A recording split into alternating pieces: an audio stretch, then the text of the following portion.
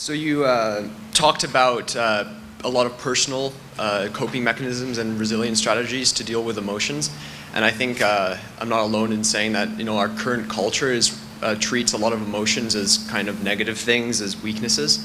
So I'm wondering what has been done to sort of create an environment of emotional understanding, respect, and support within the military between peers as well as between the subordinates and superiors. Thank you.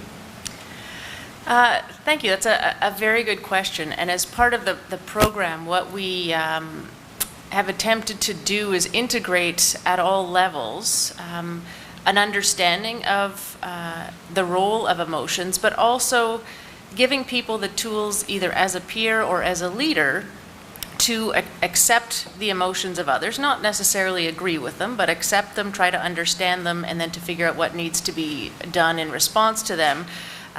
Sort of along the mental health continuum, depending on somebody's mental fitness. But again, it takes many years to have this type of culture change. I think we are making some progress in that.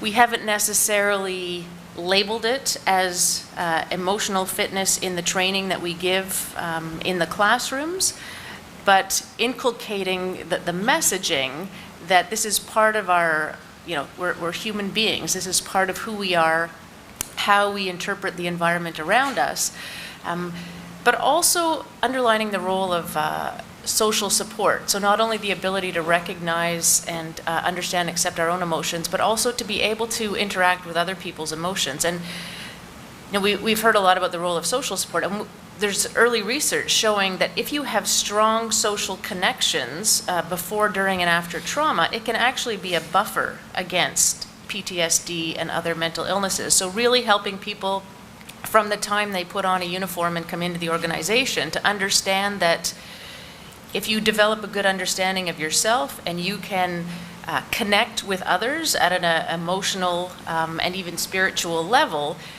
that it can be a protective factor for you as you go through your career and experience adversity if you have that strong social connection, which depends on the ability to recognize and modulate your emotions. So we're making baby steps. I think we still have some way to go, but we're definitely moving in that direction, so thank you. 6 years ago when we introduced this at the infantry school, the first senior NCOs that were the trainers that Suzanne and Kim and her team came down to train were largely skeptical about the Big Four. There's no question in my mind. But after 10 days, they, certainly the more open-minded of those NCOs had drank the Kool-Aid. And 6 years later, we've moved yardsticks in that regard. So I think we can do it with both emotional and spiritual fitness. We just need to open our minds up and have demonstrated success where leaders have accepted this as the future, as the potential that it offers to get us past the disbelievers. So I have a question about intuition. I'm not sure that this is the right panel to ask it of, but does it exist? What role does it play? And how is it connected to resilience? I'm not sure I have a scientific answer to that, but from the work and reading I've done in this area, and I'm a bit of a brain geek, and this is what I read for fun, I think intuition is actually, it comes from the physical sensations we experience as we interact with our environment. And so we actually feel things in our gut before we can cognitively process them, because again, as we've heard, the speed of the limbic system is much faster than the prefrontal cortex. So I think what we call and refer to as intuition and gut feelings is actually those first tingling sensations we get that we can actually act on without needing to engage the frontal cortex. We get that feeling in our gut because our brain is picking up signals that we haven't processed yet. That's my personal thought at this point in my evolution. It's interesting. While again, I clearly don't go into the metrics of this, but it brings up the question of what about other ways of knowing? And I think within the spirituality realm, is spirituality itself just another way of saying it's an exploration of a cognitive way of thinking about the world that we haven't explained yet? And I think the idea of intuition there's certainly value in it. We might, in certain religious spheres, they might call it revelation. But how do you honor those things which you can't scientifically measure yet, but that you just know? The search is incredibly important. But I think there's got to be a way to value and appreciate and substantiate that which you cannot empirically measure yet, but that is important for resiliency and progression of the human. You know, you mentioned PTSD, and we have the Fear Network going. And there's been studies in the States, but I'm sort of interested in, have you done studies now for acclimating and building up resiliency for fear, especially for those that are more susceptible, because we all have different levels of fear reaction. What's your level? Who's more susceptible? I often use the cold weather injury analogies. There's certain gene pools, and if you've had it before, you're more susceptible. And we've made it, we've given the squad leader the tools to say, these 5 are more susceptible to cold weather injuries, and we mark them. And then we give them the TTPs to be able to say, okay, if we get to, by the way, we're still going on patrol in the Arctic, okay? But the bottom line is we give them the tools at the leader level to say, here's what you got to look for if this is going to happen, and here's your risk category to look at. And by the way, cold weather injuries are now a leadership failure, not a medical problem, because we should never get to that level if the leaders are doing their jobs. So as we look at PTSD, as we look at moral injury, as we look at these pieces, have you looked at least an initial piece of maybe who might be more susceptible, and what are the ways, because for example, University of Texas Austin had a whole fear protocol that they took through with CO2 gas and acclimated them to fear so they would understand how to deal with it when they get there. So sort of a long background, but I'm just wondering, is any effort, Suzanne, probably from your side, that's been done to do that from up here? We're starting to do some work in that area. One on the research side, looking at data from the last 15 years. So again, longitudinal data, looking at, of those who have gone on to develop some of these illnesses, what were some of the factors that we can link that to, like early childhood adverse events, that sort of thing, that maybe puts people at higher risk for PTSD, suicide. But then what are some of the protective factors, like serving in the military and having that structure and social support, which can actually help to mitigate some of those, contributing factors.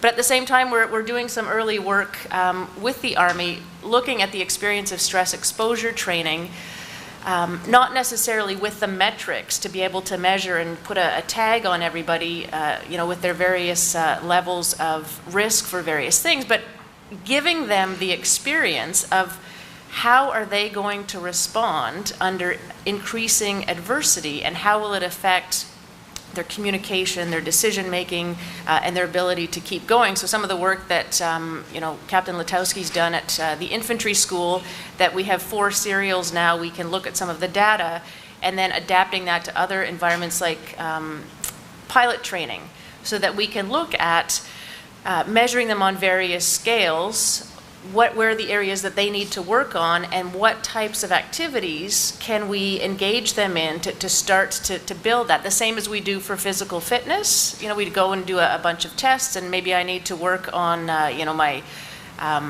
endurance rather than, push-ups, that sort of thing. So we're just starting to do some work in that area, which I think is going to be very exciting over the next few years.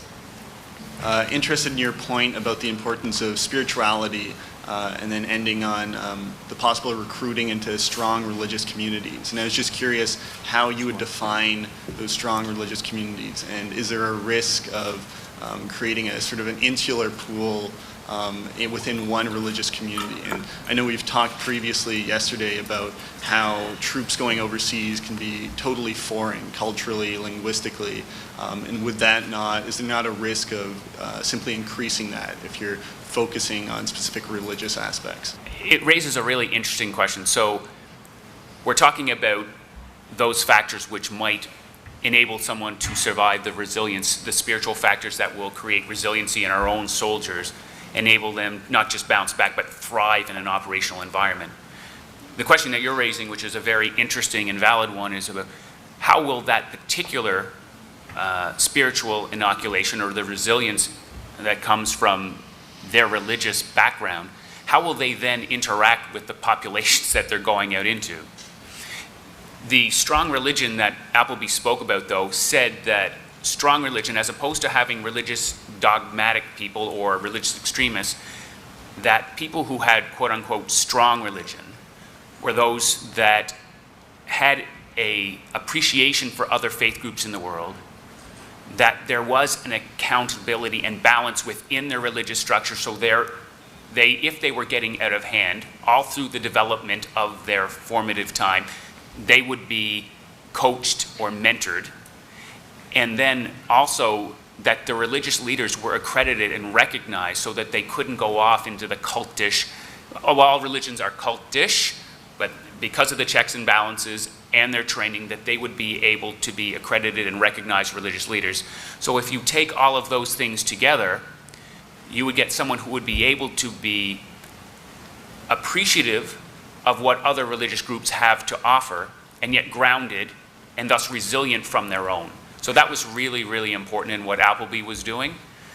But I think, if we're going to look at, because we have relegated in Canada religion to the private sphere, something that they haven't done elsewhere. But if we, and the fledgling research that's being done, if it says that people who are expressively religious, and religious in the right way, if we can say that, do have greater resiliency and can do miraculous things because of their conviction, wouldn't we not be unwise not to look at that specifically for recruiting? Not to impose it, not to come up with a religious group that we want to say, hey, we are now going to make every Canadian Forces person a person of a particular religion. But would it not be unwise just to ignore something that said this group is going to thrive in the forces? And some people might argue, and I'm not going to put this out, that because of the ethos we have, that we do have sort of a religion within the forces as it is. All right, I'm always fascinated by the discussions of this topic, but look for some of the pragmatic application for strategy, policy, or just leader behavior. So I hear something that's either a contradiction or at least a tension in that I heard a new term called post-traumatic growth, and then we just heard about resiliency being a limited resource that we must preserve. And so there's two kind of training philosophies in the Army. The one that says, what doesn't kill you makes you stronger, hard training, and then the other one says you don't really need to practice to be miserable. And someplace in that hard training, stressing your resilience mechanisms to grow it, and breaking people down by either intensive or repetitive hard training, are we depleting a resource that we're in fact trying to build the muscle group? Yeah, can I just clear something on that, Trey? Because maybe I wasn't specific enough about preserving. And what I was really referring to there is that in order to perform optimally, it should be preserved. And what I meant by that was, some typical examples that go on in operations. For example, sleep hygiene. We know that you can deplete resilience by sleep deprivation. And so it seems to me that you probably want to be very careful about practicing good sleep hygiene as much as reasonable to preserve the amount of resilience that your individual personnel have. This is something that we do pretty forcefully with our astronauts. We work with them to make sure they preserve their sleep, so that we use sort of a resource model with them. We want to say you need to keep something in reserve in the case of a contingency. You can't be sleep deprived, sleep restricted, and expect to perform optimally in case of an emergency on board the ISS. So from the standpoint of preservation, conservation, it's not to say there shouldn't be tough, rigorous training, and from an inoculation model that might make sense. What we're really saying is there are still factors out there that are probably physical as well as psychological that deplete resilience, and for optimal performance, you probably need to be aware of those and have strategies in place to mitigate those as much as is reasonable. I mean, there's times when you're going to operate around the clock, and then you have to go to what Suzanne referred to earlier, I think, which is a recovery period. It doesn't make sense to deplete and never recover an individual. And so I think that's the kind of idea about a resource model, is that it doesn't, I think it can get contradictory, but the idea is you have to pay attention to the fact that the situation itself is going to exert effects. You should not do things that are going to worsen that when you have ability to control those depleting kinds of experiences. That's really all I was trying to get across. Absolutely, and I would echo that in that it's like, you know, if we're a race car, we can't just keep driving and driving and driving without filling the tank. And so some simple little things like the sleep hygiene. So when we're on operations and it's, you know, time to rest and recover, making sure that the troops aren't revving themselves up playing video games until 3 in the morning and getting 3 or 4 hours sleep before they have to get up and go on patrol again, to make sure that they're engaging in activities that don't produce cortisol and adrenaline and those high intensity emotions, that they're doing something that turns down that dimmer switch so they can get in a recovery phase, get some good sleep, some good REM sleep, so that they can actually get up and perform again the next day. So it's a matter of having activities that, you know, can help them rev up, but then rev down when they need to, so that they can continue to do it again and again and again. And so the approach we're taking in leader development now is to find a way to front end, educate them on the tools that are available to manage stress in ambiguous situations. And that's the program that Suzanne referred to with Ben Letowski. And what we're also doing, so 25 years ago when I went through my training, it was Monday to Friday in the field, and by Thursday night you had 2 hours of sleep. It wasn't very effective in terms of learning and retention and applying what you supposedly learned through a fire hose. So what we're doing now is, while we're teaching, we're programming sleep. And then when we get to the field, then we add the stress, because they've been given the tools, they've been given the material. And then we evaluate them under stress to both see how they manage the stress and how they can reflect back the material that they were expected to learn when they were optimally prepared in the environment to do that. So that we see how they react under stress. We see how they are able to perform in a sleep, nutrition deprived environment, but it's controlled. Where 25 years ago, I think it was just the way it was done. And so we're trying to be a lot smarter. And we've seen attrition rates go down on this. There's one course, particularly for the infantry, where attrition rates historically are above 50%. Last summer we were at 38%, which is still too high for the guy that needs to produce infantry officers, but is better. And it's a reflection, I think, of philosophical shifts, the training we've introduced, the whole range of initiatives. But we're trying to get smarter on how we train leaders. You know, beasting is one option. There's no question. You know, flog them until they give up, but there are smarter ways that we're trying to apply. As we've evolved the Canadian Army Integrated Performance Strategy into the 6 pillars, physical fitness is something that the Canadian Army and the Canadian Armed Forces takes for granted. We do it well. It is part of our culture. Cognitive, intellectual fitness, social fitness to an extent, I think, of the regimental system, the messes, you know, all that, we do well. Emotional fitness, I think we have a ways to go. And the conversation surrounding spiritual fitness is, I think, just beginning for the Canadian Army. I don't think, as Harry said, it's a private thing, religion in particular. And the charged word of spirituality has prevented us from having a fulsome conversation about that until now. And so I'd like to thank the panel for their contribution to that conversation today. And so please join me in doing so.